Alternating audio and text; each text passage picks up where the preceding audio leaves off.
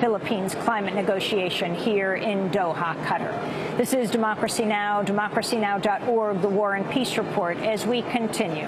As climate negotiators from nearly 200 countries are meeting here in Doha, the latest scientific research shows their current efforts may not be enough to avoid a catastrophic shift. A new report commissioned by the World Bank finds the world's temperature could increase by 4 degrees Celsius over pre-industrial levels by the end of the century, even if countries meet their current pledges to reduce emissions. If these promises are not met, the increase could happen even sooner. The potential impacts of a 4-degree rise include unprecedented heat waves, threats to food security, loss of ecosystems, and a life-threatening rise in sea levels. World Bank President Jim Young Kim described the impact. This report is a sobering look at what a 4 degrees Celsius warmer world would look like.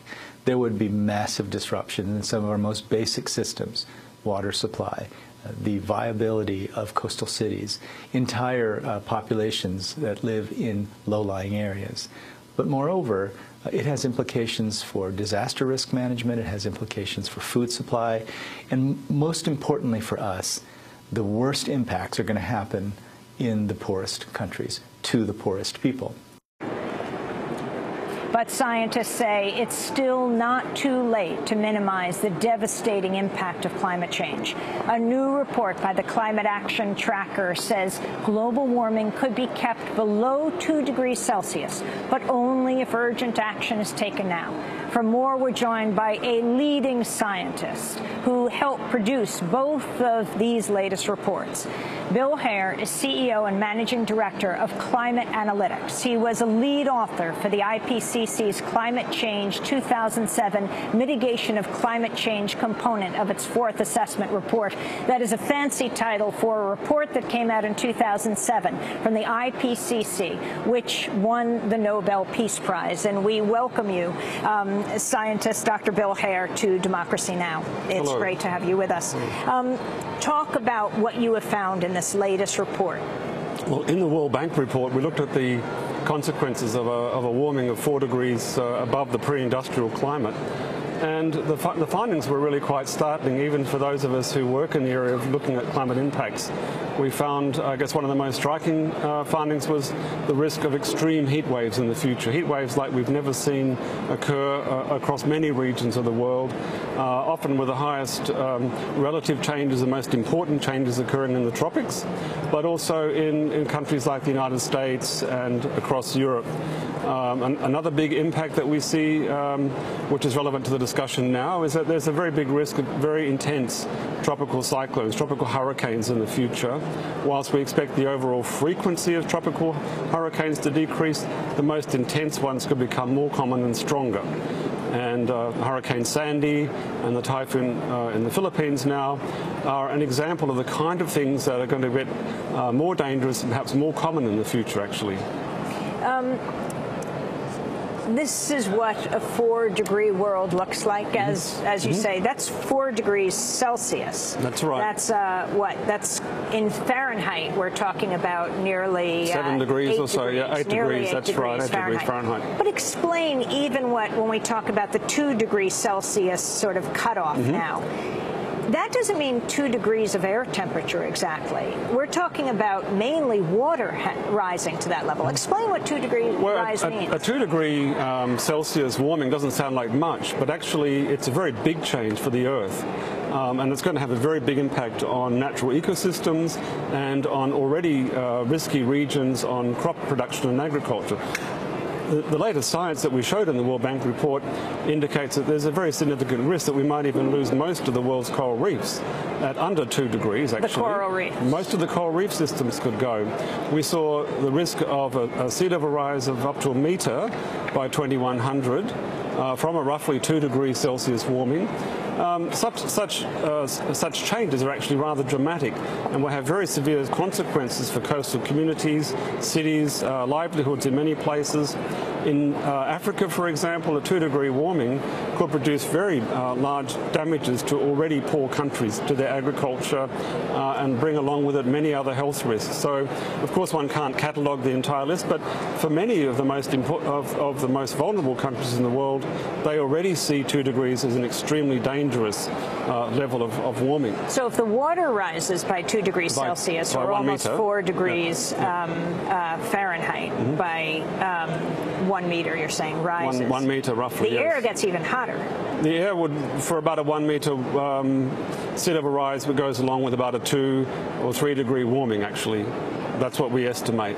And of course, that's just over 100 years. The seas would continue to rise for many centuries. So holding warming at 2 degrees would actually lead to several meters of sea level rise over a few hundred years, which would inundate many of the world's major cities, actually. So what is causing this? Well, what's causing it is the emission of greenhouse gases, particularly carbon dioxide from the burning of fossil fuel, coal, oil and gas.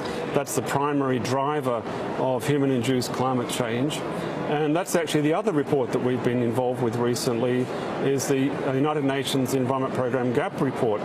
And that shows clearly that actually we can take steps to reduce emissions quite quickly and cost effectively and at large benefit.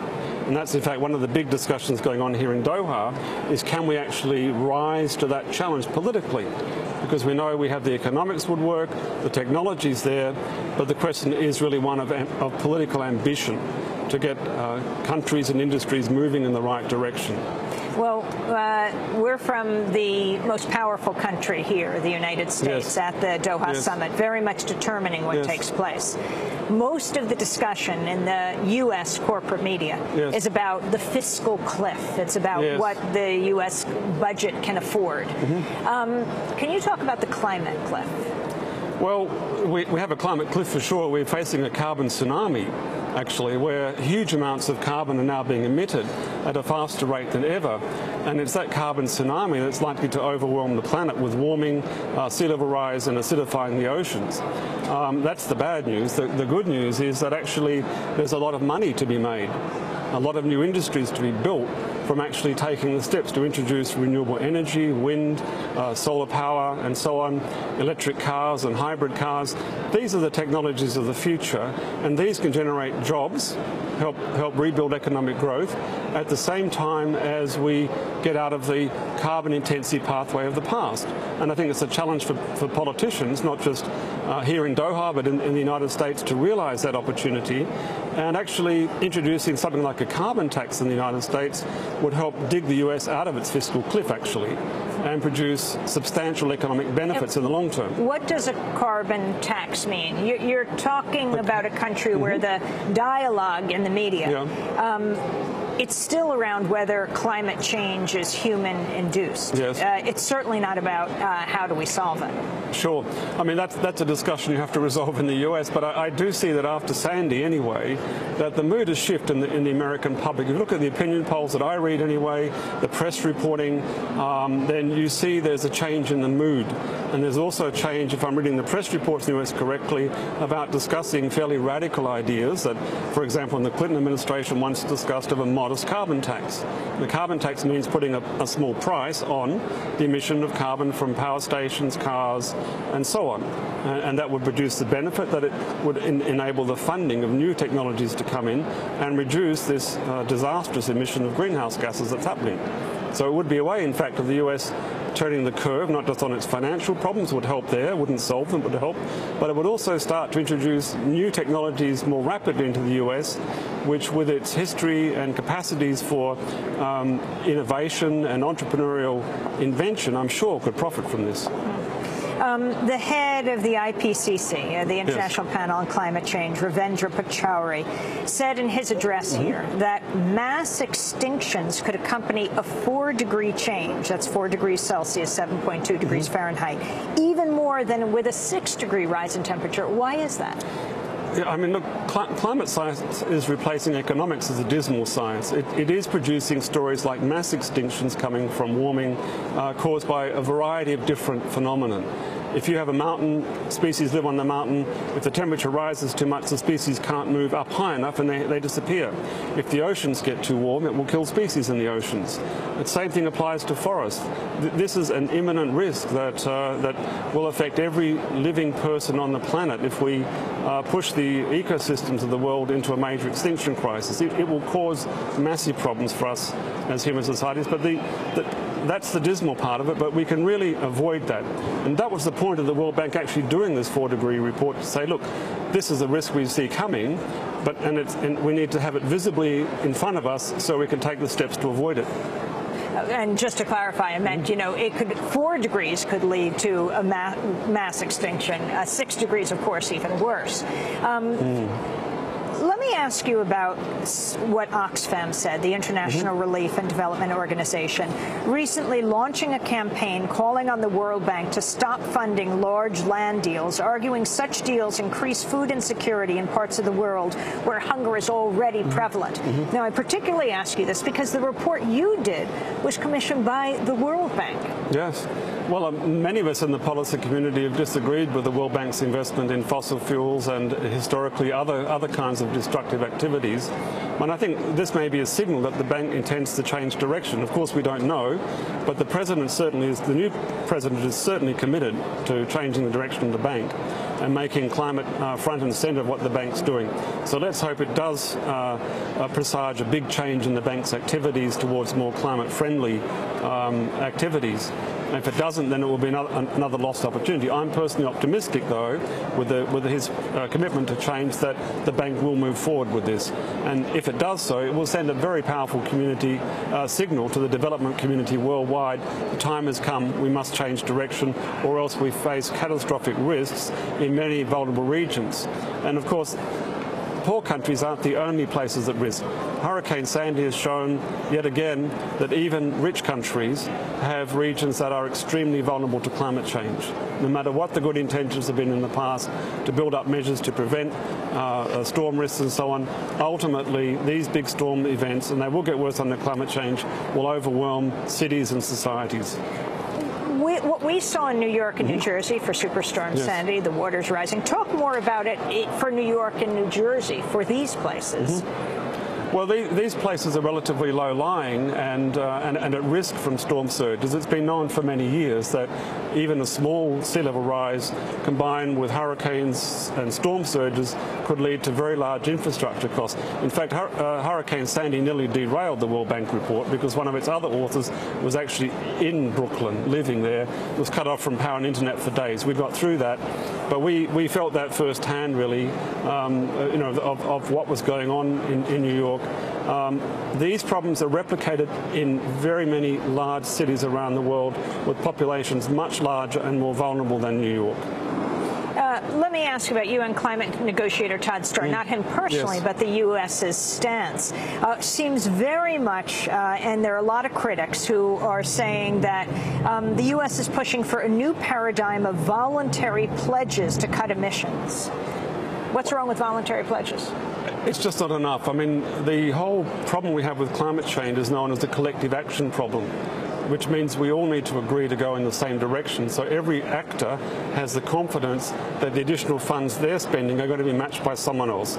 If we don't have a collective agreement, then there won't be an incentive for countries to really spend up more than they would in a situation where no one does anything. So I think the US strategy, would benefit from a very big change, actually, to go back to a strategy of some years ago under the Clinton administration where they clearly saw the collective action problem. That is, it needs leadership. It needs a country to step up and say, I'm willing to go further, and actually match that with action. Unless we do that here, we will end up with a 4-degree world. That's the point we highlight in the World Bank report, to actually make the progress that we need to very rapidly.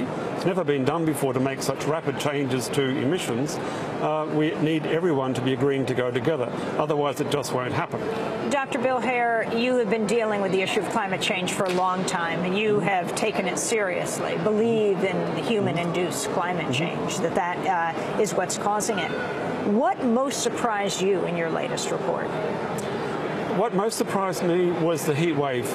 problem. I was quite shocked when we first saw the results from the new generation of climate models. I asked the scientists concerned to go back and look again to see whether a mistake had been made in terms of looking at the extreme heat waves. The kind of heat waves that we could see, that we have seen in recent years, including in the US, which happen relatively rarely, would become events that happen every year in 70 or 80 years. This is a shocking result. It has wide-ranging implications on ecosystems, food production, just outdoor activity by people in many places. It's a major threat to our future.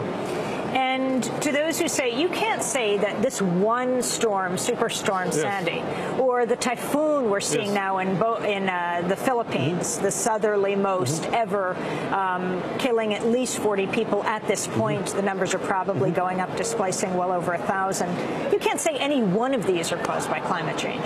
Not yet. Not yet. If they get big enough, then at some point scientists will be able to say we have an attribution. But the point is that Sandy, for example, was probably influenced by the record high sea surface temperatures in the Atlantic that would have fed the strength of the storm. We have to wait for scientific analysis to be done to see exactly what that component was.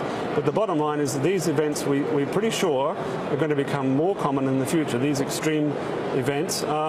So yes, we cannot say one single event is caused by it in general, although there are some events that have occurred in recent times that we can say have a significant human component.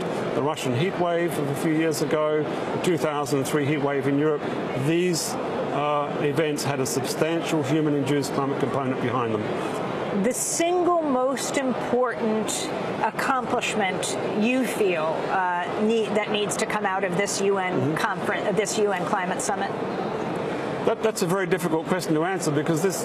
You can give two or three. Well, I think the first thing is getting the Kyoto Protocol finally finished and done, and we move forward with actually implementing the commitments there. The second thing is to agree on actually increasing the level of mitigation ambition, the level of ambition to take real action in the real world in the next few years so we can actually lower the level of emissions by 2020. That's absolutely critical to our chances of staying below 2 degrees. And the third thing, I think, is to have an idea of where we're going on climate finance, the finance required to help poorer developing countries take the steps to reduce their emissions and also to start the large and heavy process of preparing to adapt to the worst effects of climate change. The U.S. is facing a serious debt. Why should they give money to other countries, even to deal with? Because the U.S. can avoid a lot of trouble in the future from joining the global community. I mean, if there are serious climate disasters in poor regions, then these will create significant security risks for many other countries, including the United States. I know this has been a preoccupation. What do you mean security? Well, large-scale human migration, leading to large population displacements. We already have a sense that these kind of problems have caused a number of wars, civil conflicts and so on in Africa. They have spread to other regions. They have been linked to terrorism. The security community, including in the US, is worried about this. There was a recent National Academy report on this as well, which builds on a number of years of thinking about it. That's just one reason why the US should be worried about it. But the US also has very precious natural assets at stake, very large infrastructure on coasts. If the US doesn't help the poorer countries begin the process of reducing emissions, the US will also suffer from climate change. Well, Dr. Bill Hare, I want to thank you very much for being with us. Dr. Bill Hare is CEO and Managing Director of Climate Analytics. He was with the IPC, the International Panel on Climate Change, when it won the Nobel Peace Prize a few years ago, and has just co-authored a report for the World Bank talking about the grave dangers of a 4-degree world at the end of this century. Thanks so much for being with us. We'll link to that report. This is Democracy Now!, democracynow.org, the War and Peace Report. Back in a minute. Thank you. Thank you very much. That was great.